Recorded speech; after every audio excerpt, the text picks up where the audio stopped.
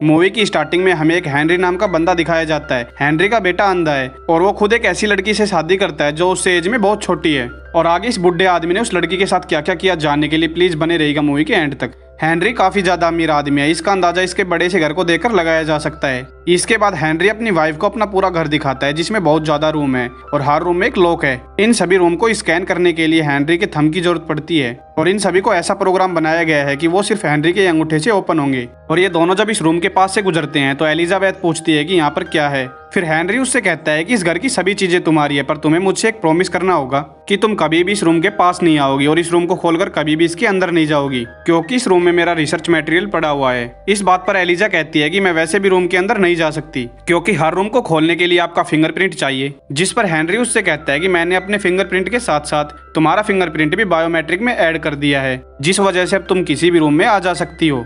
अगले दिन हेनरी को किसी सिलसिले में घर से बाहर जाना पड़ा। फिर वो एलिजाबेथ से कहता है कि मैं एक दिन के लिए घर से बाहर जाऊंगा। फिर एलिजाबेथ उस मेड से कहती है कि हेनरी का IQ बहुत ज्यादा है, इसलिए वो एक सक्सेसफुल इंसान है, तो उसने मुझ जैसी लड़की से शादी क्यों की। जिस पर वो मेड कहती है कि इसके बारे में मुझे कुछ नहीं पता। उसी रात एलिजाबेथ घर में अकेली थी और वो बहुत ज्यादा सीरियस हो रही थी। फिर वो सोचती है कि क्यों ना मैं उसी रूम में जाऊं जिसमें मुझे जाने से मना किया गया है और जाकर देखोगी उस रूम में क्या है। उस रात उसने हेनरी का प्रॉमिस तोड़ दिया और वो उस रूम में चली जाती है। उस रूम में जाकर उसे बहुत सारे बॉक्सेस मिलते हैं। इन बॉक्सेस में कुछ रेड लाइट तथा कुछ ग्रीन लाइट थी। इसी के साथ साथ जिस बॉक्स में ग्रीन लाइट थी उसी बॉक्स में हार्ट की रेटिंग भी थी। और वो जब उस बॉक्स का बटन दबाती है तो वो बाहर आ जाता है, जिसे देखो हैरान हो जाती है क्योंकि इस बॉक्स के अंदर उसकी जैसी एक पेंट थी, यानी उसकी फोटोकॉपी थी। ये सब देखकर वो बहुत ज्यादा डर जाती है और भागकर अपने कमरे में आ जाती है, मगर इस तरह भागने से उसके अंगूठे में चोट लग जाती है। तभी हेनरी वापस आ जाता है और वह एलिजा की घबराहट देखकर ये समझ जाता है कि ये जरूर उस रूम में गई होगी, ये देखने की उस रूम में क्या है। ये सब कुछ जानने के बावजूद भी हेनरी उसको कुछ नहीं कहता।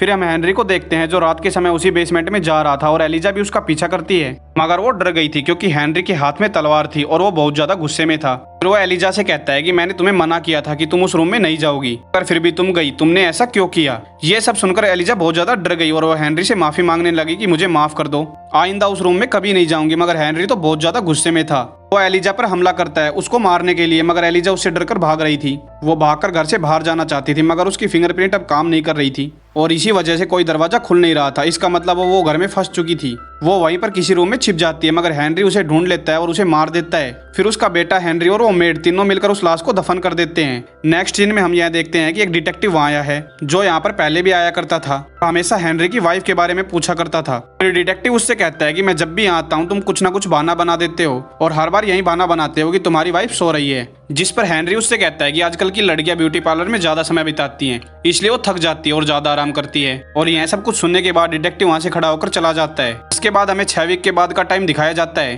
जहाँ पर हेनरी ने दोबारा एलिजाबेथ से शादी कर ली और उसे घर में लेकर आया है। और हम बाकी सभी ह्यूमंस को भी रिपीट होते हुए देखते हैं, जैसे कि हमने देखा कि हेनरी ने एलिजा को सारा घर दिखाया और उसे उसी रूम में जाने से मना कर देता है। जिसके बाद हेनरी का बेटा और वो मेड घर से बाहर चले जाते हैं। ये वाली एलिजाबेथ भी पुरानी एलिजाबेथ की तरह उसी रूम में जाती है और उस रूम में जाकर देखती है कुछ बॉक्सेस में रेड लाइट तथा कुछ बॉक्सेस में ग्रीन लाइट है। यहाँ पर टोटल 5 बॉक्स है जिनमें 4 में तो रेड लाइट है तथा 1 में ग्रीन लाइट है कि 4 एलिजाबेथ तो मर चुकी हैं और 1 एलिजाबेथ अभी भी जिंदा है तो यहाँ पर खड़ी है। अब ये एलिजाबेथ उस बॉक्स को ओपन करती है और उसे देखकर डर जाती है तो जल्दी से वहाँ से भागकर अपने रूम में चली जाती है। फिर हेनरी आकर उसे जगाता है, जिस पर एलिजाबेथ कहती है कि तुम सभी लोग मुझे अकेला छोड़कर कहाँ चले गए थे, कल मैंने मेड की छुट्टी कर दी और वो मेरे बेटे को लेकर यहाँ से चली गई। फिर एलिजाबेथ बाथरूम में जाती है तो हेनरी उसका पीछा करता है। फिर हेनरी उससे कहता है कि तुमने मुझसे वादा किया था कि तुम उस रूम में कभी नहीं जाओगी, क्या तुम्हें तुम्हारा वादा याद नहीं। हेनरी अब बहुत ज्यादा गुस्से में था, इसलिए वो टॉवल का यूज करके उस एलिजा को मारना चाहता था, मगर ये वाली एलिजा थोड़ी स्ट्रॉन्ग थी, इसलिए वो जैसे तैसे खुद को बचाकर वहां से भाग जाती है। वो किचन में जाकर एक चाकू को पकड़कर वहां पर बैठ जाती है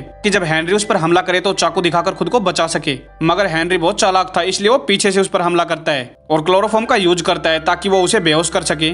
मगर ये वाली एलिजा थोड़ी चालाक थी, इसलिए वो बेहोश होने का नाटक करती है और चाकू मारकर हेनरी को मार देती है। मगर उसे मारने के बाद वो भी बेहोश हो जाती है क्लोरोफॉर्म की वजह से। जब इसको होश आता है तो ये हेनरी के फिंगरप्रिंट का यूज करके उस दरवाजे को खोलना चाहती थी, लेकिन कोई भी दरवाजा नहीं खुलता। हेनरी की लाश को वहां पर छुपा देती है और सारे सबूत को मिटा देती है, यानी कि जला देती है। इसके बाद एलिजा इमरजेंसी कॉल करती है ताकि कोई उसकी मदद करने के लिए आए, मगर उसकी मदद करने के लिए कोई नहीं आता। पर थोड़ी देर बाद मेड और हेनरी का बेटा घर वापस आ जाते हैं। मेड जब एलिजा को जिंदा देखती है तो उसे इस बात का अंदाजा हो जाता है कि अब हेनरी की मौत हो चुकी है। तब देखकर वो बहुत ज्यादा परेशान हो जाती है और इसी वजह से उसे हार्ट अटैक आ जाता है, मगर वो बेहोश होने से पहले इमरजेंसी कॉल करती है। इसको हॉस्पिटल ले जाया जाता है। फिर हम एलिजा को देखते हैं जो घर का दरवाजा खुला देखती है और वहां से बाहर जाने का सोचती है, मगर तभी हेनरी का बेटा वहां आ जाता है। उससे कहता है कि अगर तुम बाहर गई तो पुलिस तुम्हें पकड़ लेगी क्योंकि तुमने हेनरी को मार दिया है। और ये बात मैं जानता हूँ, इससे पहले कि तुम्हें पुलिस पकड़े तुम्हें हेनरी की लाश को जला देना चाहिए। इसके बाद ये दोनों मिलकर हेनरी की लाश को जला देते हैं। फिर एलिजा ओलिवर से पूछती है कि मैं कौन हूँ। फिर हेनरी का बेटा उससे कहता है कि हेनरी ने तुम्हारी जैसी 6 एलिजा क्रिएट की हैं क्योंकि हेनरी एक साइंटिस्ट था और तुम नंबर 5 वाली एलिजा हो और तुमसे पहले 4 एलिजा की मौत हो चुकी है। तभी उन्हें वहाँ पर एक कार आती हुई दिखाई देती है। ओलिवर तो उस कार को देख नहीं सकता था, इसलिए वो एलिजा से पूछता है कि तुम मुझे ये बताओ कि इस कार का कलर कैसा है। तो एलिजा उसे कार का रंग बताती है तो वो उससे कहता है कि ये एक डिटेक्टिव की कार है। डिटेक्टिव वहाँ जाता है और ओलिवर से पूछता है कि हेनरी कहाँ पर है।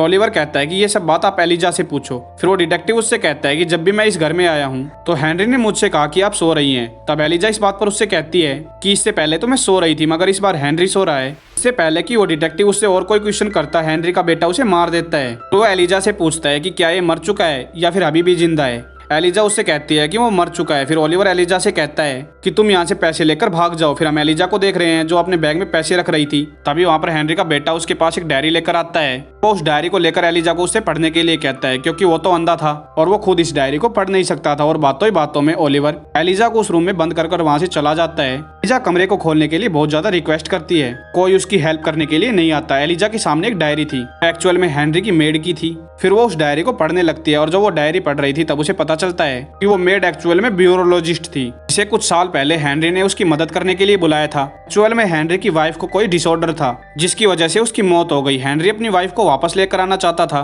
उसका ब्लड सैंपल लेकर उसने 6 क्लोन बनाए मगर उन सभी में भी वही डिसऑर्डर था। इसी वजह से उन क्लोन की डेथ हो गई और जब वो मेड उसकी मदद करने के लिए आई तब सिर्फ 4 क्लोन ही बचे थे। हम देखते हैं कि मेड बहुत ज्यादा मेहनत करती है, पूरे 2 साल मेहनत करके ये पता लगा लेती है कि उन क्लोन को कैसे बचाया जाए। जिसके बाद थर्ड एलिजा को लैब से बाहर निकाला जाता है। मगर जो हेनरी की वाइफ थी उसे कोई भी चीज ज्यादा देर तक याद नहीं रहती थी। अभी एक दिन उस रूम में चली जाती है जहाँ पर इसके क्लोन थे। ये अपने ही क्लोन को देखकर घबरा जाती है और वहाँ से भाग जाती है, मगर ये डिटेक्टिव उसे पकड़कर घर पर लेकर आता है और उसे हेनरी के पास उसे छोड़ देता है। इसी बात की वजह से डिटेक्टिव को हेनरी पर शक हो गया था और यही वजह थी कि वो बार बार हेनरी के घर पर आता था। इसके बाद हम दोबारा से प्रेजेंट में आते हैं जहाँ पर एलिजा दोबारा से इस रूम में बंद थी। वहाँ पर ओलिवर आता है मगर एलिजा उसे मारकर वहाँ से नीचे गिरा देती है और उससे दरवाजे का पासवर्ड पूछती है और उसको बांध देती है। खुद घर से बाहर चली जाती है मगर ओलिवर ने उसे गलत पासवर्ड बताया था। एलिजा को नहीं पता था कि सही पासवर्ड क्या है और वो जब उस पासवर्ड का यूज करती है तो दरवाजा नहीं खुलता। बात पर उसे बहुत ज्यादा गुस्सा आता है और वो दोबारा से उसी रूम में जाती है जहाँ पर उसने ओलिवर को बांधा हुआ था, मगर वहाँ पर ओलिवर नहीं था। फिर ये अपने हाथ में एक चाकू लेकर बेसमेंट की तरफ जाती है पर ओलिवर खड़ा लास्ट एलिजा को देख रहा था। यहाँ पर एलिजा उससे पूछती है कि तुम यहाँ पर क्या कर रहे हो। यहाँ पर वो उसे बताता है कि मैं इस एलिजा को जिंदा रखने की कोशिश कर रहा हूँ, इसके लिए मुझे तुम्हारी हेल्प चाहिए होगी। यह बात सुनकर एलिजा उस क्लोन के पास आ जाती है और तभी ओलिवर इस बात का फायदा उठाता है और उसे बेहोश करने का एक इंजेक्शन लगा देता है और उसे घसीटते हुए एक रूम में लेकर जाता है और उसके पाँव को एक चैन से बांध देता है। अगले सीन में हम एलिजा को देखते हैं जो यहाँ पर खड़ी हुई उस मेड की डायरी पढ़ रही थी। इसके बाद जब वो डायरी को आगे पढ़ती है तो उसे पता चलता है कि थर्ड एलिजा भी मारी गई थी क्योंकि उसकी सेल्स बेटी खत्म हो चुकी थी। और हम देखते हैं कि हेनरी और वो मेड मिलकर यहाँ कोशिश कर रहे थे कि वो उसके सेल्स को स्टेबल कर सके। इसके बाद हम दोबारा से प्रेजेंट में आते हैं जहाँ पर ओलिवर एलिजा से कहता है कि डायरी में क्या मेरे बारे में भी कुछ लिखा है। एलिजा उसे बताती है कि अभी तक तो मैंने ऐसा कुछ भी नहीं पढ़ा। तो ओलिवर उससे कहता है कि मैं हेनरी से बहुत ज्यादा नफरत करता हूँ क्योंकि हेनरी ने ही मुझे अंधा किया था। इसके बाद जब एलिजा डायरी को आगे पढ़ती है तो उसे पता चलता है कि हेनरी ने अपनी वाइफ का यंग क्लोथ बनाया था। वो तो बहुत ज्यादा बूढ़ा था मगर उसने अपने लिए भी एक यंग क्लोन बनाया और एक्चुअल में हेनरी का यंग क्लोन ओलिवर ही था और ये बात वो ओलिवर को बता देती है। और ये सभी बातें सुनकर ओलिवर बहुत ज्यादा डर जाता है क्योंकि वो तो हेनरी से नफरत करता था, क्योंकि उसे नहीं पता था कि हेनरी का यंग क्लोथ और कोई नहीं ओलिवर ही है। और एलिजा उसे हौसला देती है। जब वो उसके पास आता है तो वो उसे दोबारा से नीचे गिरा देती है और उससे घर का कोड पूछती है। इस बार ओलिवर उसे सही कोड बता देता है मगर तभी वहाँ पर 6th एलिजा आ जाती है जिसे ओलिवर ने जगा दिया था। मगर 5th एलिजा वहाँ से भागना चाहती थी और 6th एलिजा उसे मारना चाहती थी।